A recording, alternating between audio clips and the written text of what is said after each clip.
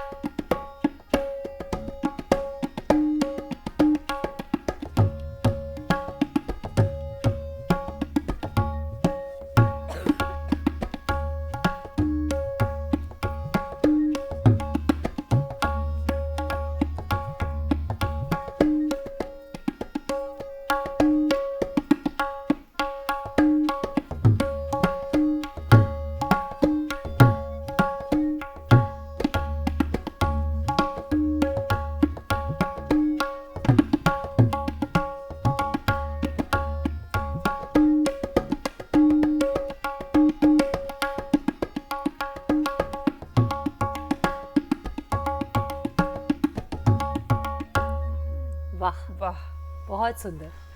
पंडित जी, आप स्वयं विश्वविख्यात तबला वादक हैं और आपके अगर हम जो सीखने की एक यात्रा रही है उसकी बात करें तो आपने शुरुआत अपने पिताजी से की सीखने की। बिल्कुल। उसके बाद बनारस घराने के विख्यात गुरुओं से सीखा, फिर अब लखनऊ घराने के विख्यात गुरु से सीख रहे हैं। तो क्या ये जो सीखने की यात्रा है ये एक पद पर पहुंच जाने के बाद भी चलती रहती है एक कलाकार के लिए? आपका क्या मानना है? आपके जीवन में ये यात्रा कैसी रही? ये यात्रा तो बहुत सुखद, अभी भी बहुत ही अच्छा है। सीखने का जो हम संगीत में जो एक रीति रिवाज जो है वो कभी ख़त्म नहीं होता है, क्योंकि ये समुंदर है। जितने भी गहराई में जाइए दूर ही लगेगा कि कुछ है, बस जाते जाइए। अभी तक तो मैं इतना उम्र भी हो गया, इतने साल से सीख रहे हैं, लेकिन हमें भी जब हम गुरुजी का तबला सुनते हैं तो लगता है कि बस छोड़ ही दे तो तबला अच्छा है। ऐसा लगता है। मतलब गुरुजी से कभी बात भी करता हूँ तो गुरुजी पद्मश्री पंडित स्वपन चौधरी जी, जब गुरुजी से बात करता हूँ तो गुरुजी बोलते हैं नेगेटिविटी मत में मत लाना, उसमें क्या है। ये तो हमारे मन में भी होता है ऐसा कि जो हमने सुना है वैसा हमारे नहीं। अभी भी मतलब 80 इयर्स एज है, अभी भी वो स्टेज में बोलते हैं, मुझे वो साउंड अभी भी नहीं मिल रहा है। हाँ। ये बात तो सही है, उनके जगह में जाके वो सही है। तो अभी आप सोच लीजिए, अब 80 इयर्स में वो बोल रहे हैं मुझे वो साउंड नहीं मिल रहा है जो हमने सुना है। लेकिन क्या ये एक तलाश है जो तलाश चलती ही है, रहती है, हाँ, चलती रहती है। और है। उस तलाश में क्या हम उस तलाश में उस ध्वनि को ढूंढने की जगह खुद को भी ढूंढ लेते हैं? हाँ बिल्कुल, वो हम सीखने जाते हैं, अपना मैच्योरिटी बढ़ता जाता है, कोई अंत नहीं है इसका मैच्योरिटी का। यही मैं जानना चाह रही थी। क्योंकि आपने जब से शुरू किया होगा तब से अभी तक काफ़ी ट्रांसफॉर्मेटिव जर्नी रही होगी, तो क्या बदलाव आपको लगता है कि म्यूज़िक में जनता के रिस्पॉन्स में आपको महसूस हुआ? नहीं, देखिए, जितना सीखते हैं उतना समृद्ध होते हैं, ये संपद है।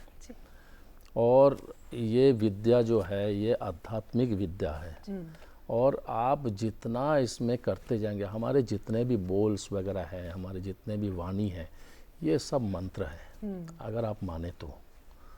और ये विद्या गुरु से ही मिलना चाहिए। ये विद्या ऐसा नहीं कि हमने इनसे ले लिया, हमने वो टेप रिकॉर्डर से ले लिया, रेडियो से ले लिया, वो यूट्यूब से ले लिया, ऐसा करके विद्या फलता नहीं। लेकिन ये भी एक बहुत बड़ी बात है, जैसा हम आजकल देखते हैं हमारे भारत में ट्रेडिशनली गुरु शिष्य परंपरा जो रही है कि शिष्य गुरु के घर पे जाता है। हाँ। केवल गुरु से कला नहीं सीखता, उनसे रहने का तरीका, उनसे किस तरह से प्रकृति के साथ वो एक हो रहे हैं, सभी चीजें सीखते हैं। मतलब जीवन शैली जो है वो भी गुरु से सीखते हैं। तो आपको ऐसा लगता है कि जैसे गुरु शिष्य परंपरा का ह्रास हो रहा है आजकल, आपको ऐसा लगता है कि कहीं ना कहीं हमारे कला में भी उसकी वजह से कुछ ढिलाई आ रही है, या उस तरह से नहीं निखर के आ रहे हैं? बिल्कुल, एकदम सही है, क्योंकि ये परंपरा जो है ये गुरु शिष्य परंपरा ही है, इसका कोई दूसरा रास्ता नहीं है। मैंने पहले भी बोला, अभी भी बोल रहा हूँ, गुरु से ही सीखना पड़ेगा। और दूसरी बात है, गुरु के प्रति सरेंडर करना पड़ेगा। मतलब गुरु को मानना नहीं, गुरु को अपना सर्वस्व समर्पण करना है। हाँ, उस विद्या के ऊपर, उस गुरु के ऊपर वो समर्पित हो जाना चाहिए, तभी जाके फलेगा। नहीं तो वो विद्या फलेगा नहीं खाली सीखने से। आजकल तो मतलब बहुत सालों से ऐसा हो गया कि गुरु को हम फीस देते हैं, आम तो ऐसा ही चलता है। हालांकि मेरे गुरु मेरे से फीस नहीं लेते हैं, तो वो गुरु को फीस देते हैं कि बस अपना काम कंप्लीट हो गया।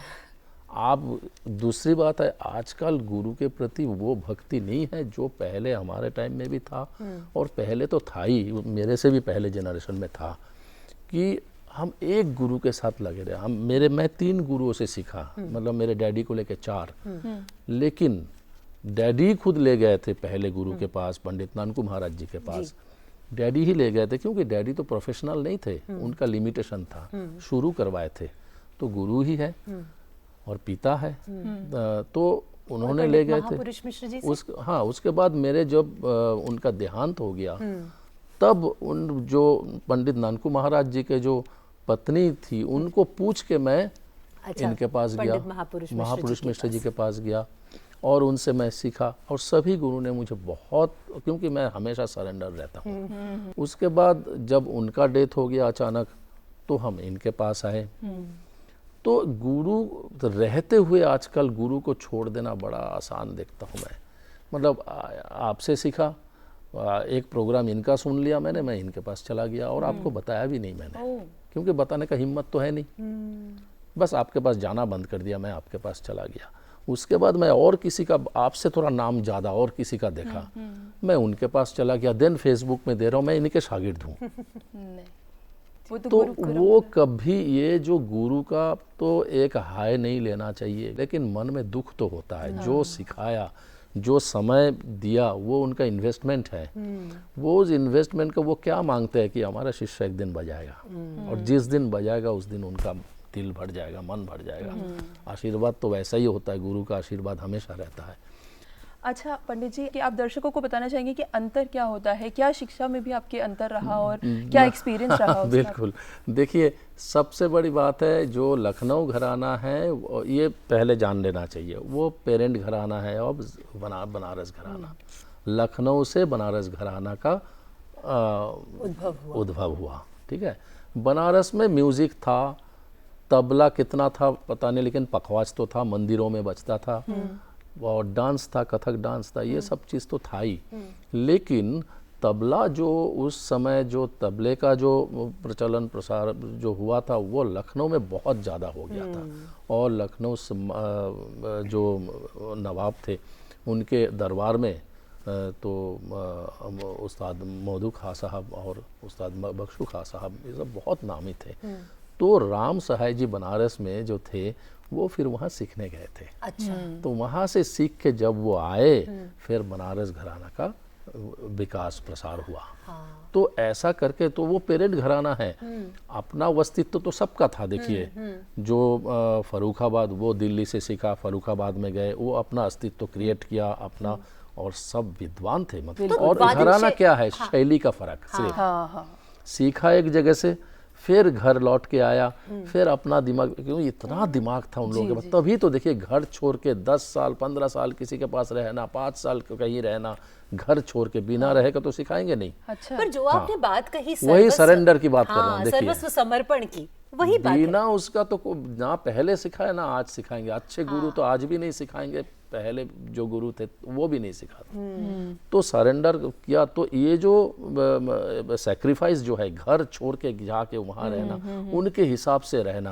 आप देखिए वो बहुत बड़ा सैक्रिफाइस है। हाँ, ऑफ कोर्स। ठीक है, और लगाव है अपने म्यूजिक के प्रति, आपने जो साज है उसके प्रति, अपने विद्या के प्रति, और गुरु के प्रति, सर्वोपरि गुरु के प्रति जो उनका भक्ति, उनका जो समर्पण, वो उनको जो लौट के आए, फिर उस विद्या को लेके जब वो नार्चर किया, जब उन्होंने उसको और विकास किया और सोचा, तो वो एक अलग दर्जा बन गया।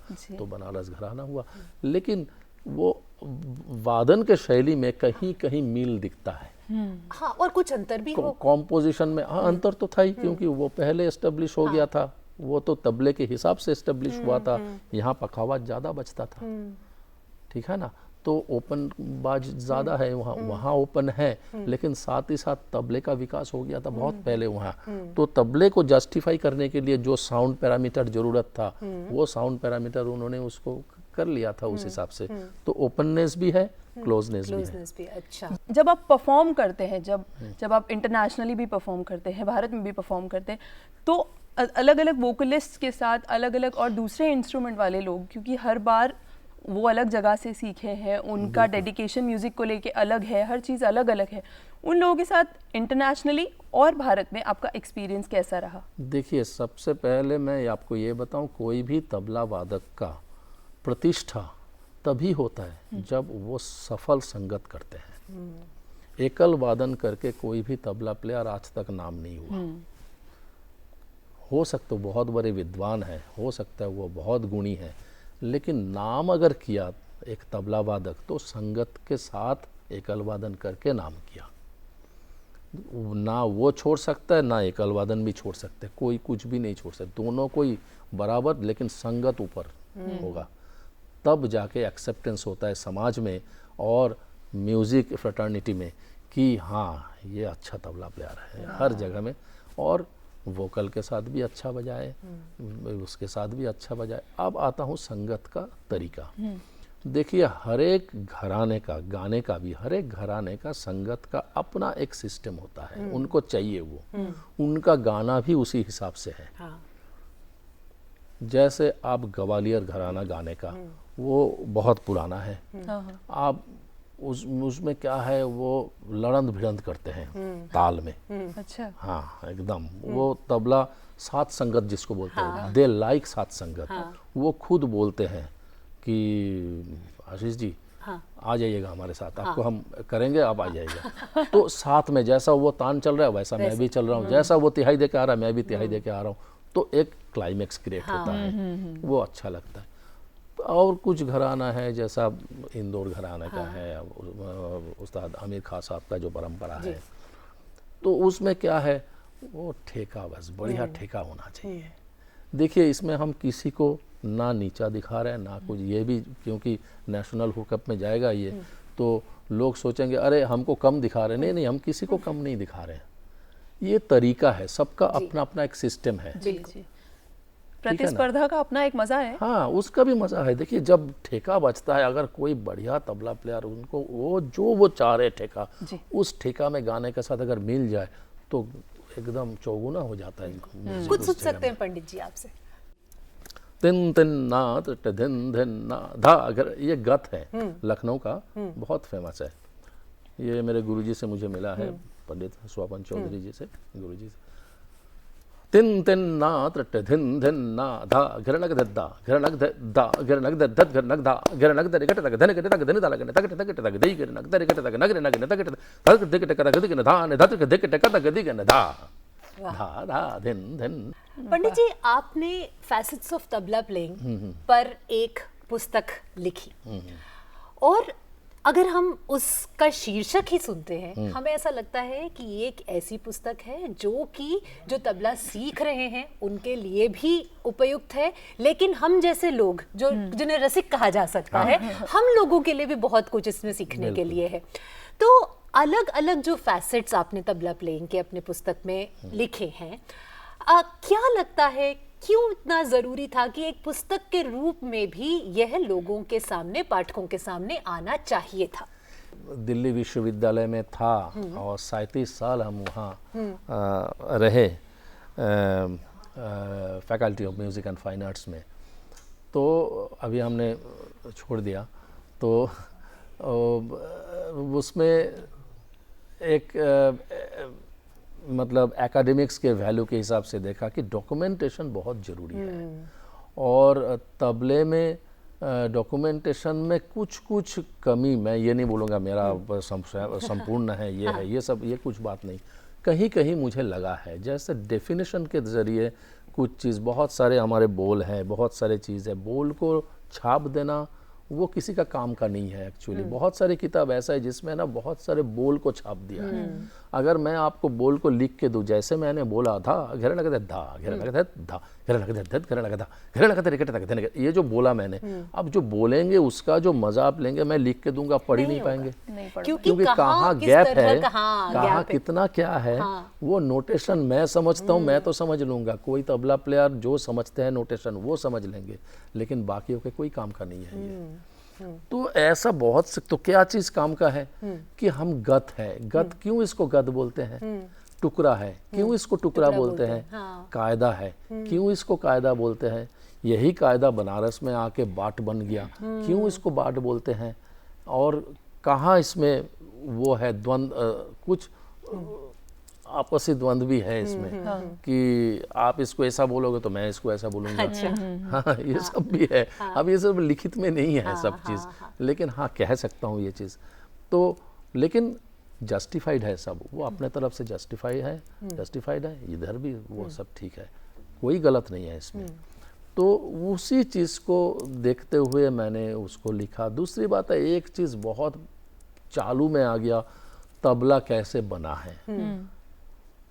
मृदंगम को तोड़ने के बाद तब भी बोला तबला, ये सब बकवास है। ऐसा नहीं होता है कभी, ऐसा ना हुआ ना ऐसा पॉसिबल है। आप देखिए दोनों तरफ चमड़ा होता है, चमड़े को टाइट किया जाता है तब जाके उसमें साउंड आता है, नहीं तो रेजोनेंस आएगा ही नहीं। अगर टाइट मैं ढीला कर दूं, मैं काट दूं इसको, कहाँ से रेजोनेंस आएगा, तो तब भी बोलेगा कैसे, तब भी तो गूंगा ही हो गया बोला ही नहीं कुछ। आपने सारे एक्सपीरियंसेस का निचोड़ आपने उसमें देखिए कोशिश किया। अब देखिए वो एक्सेप्टेंस कब होगा नहीं होगा वो हमारा काम नहीं है।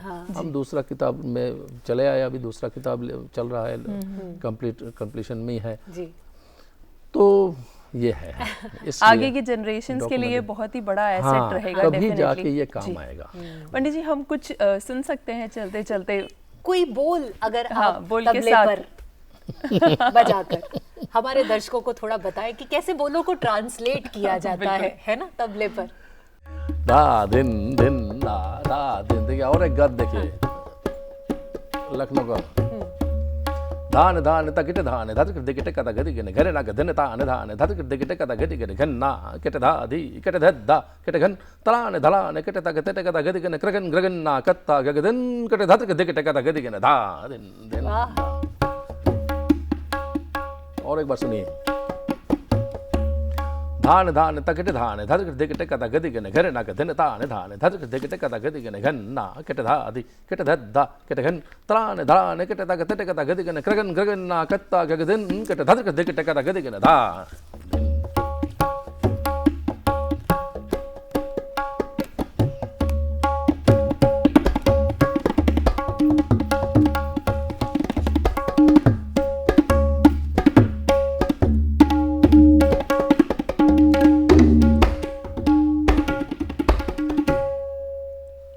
क्या बात है, बहुत बहुत खूबसूरत, बेहतरीन।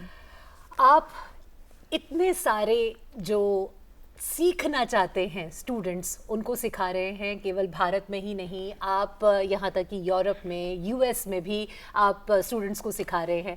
तो जितने वो बच्चे हैं, खासकर मैं बच्चों के लिए आपका एक संदेश लेना चाहूँगी जो तबला सीखना चाहते हैं, कि वो कौन सा एक मंत्र है जो उन्हें साधना ही है।